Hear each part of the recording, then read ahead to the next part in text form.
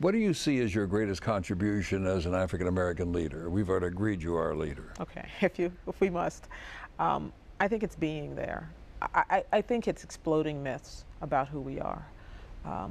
There are a lot of people for years who could very conveniently fall into this notion of defining black folk as just being people on the street corner, or people who weren't about anything, or heroic.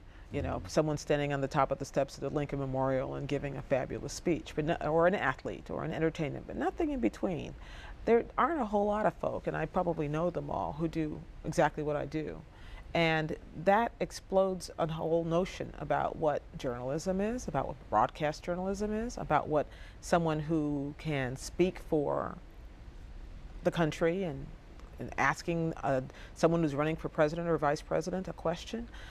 My presence explodes a lot of notions. I'm very keen on that, about what limitations are. And I don't really care if it explodes notions for people who were thinking the worst of black people. I care that it explodes notions for my godchildren, and that they take it for granted that it is possible, or that someone is supposed to be in that chair, or that when Barack Obama was elected, and I said to my 12-year-old at the time godson, "Isn't it great we have a black president?" And he said, "Yeah, can I go play?" Mm-hmm.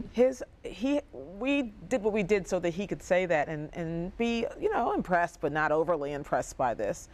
For him, his life is a lot broader than that, and it is not defined solely by that. Yet, he sees that guy there, and that means there are possibilities, and that's important. But I'm surprised when you began speaking about this, you said you didn't care as much if it exploded myths held by people who think poorly of you. Mm-hmm. Why not? I just can't spend a whole lot of time. No, with I don't want people. you to spend all your life No, doing it. no. I mean, there are people who are going to form opinions and expect you to spend your life proving to them that their opinions of you are wrong. Mm-hmm. I haven't got time for that.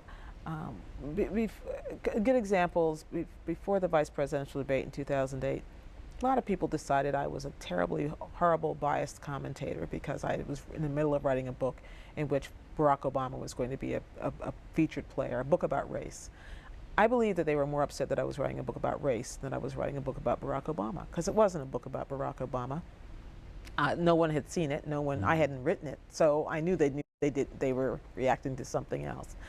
And because they were reacting to something else, and it was something which I knew to be incorrect and wrong, I didn't spend a lot of time trying to prove to them that I was fair. I just had to do the job.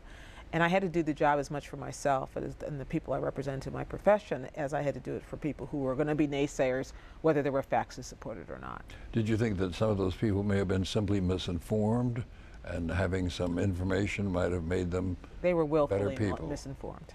All right.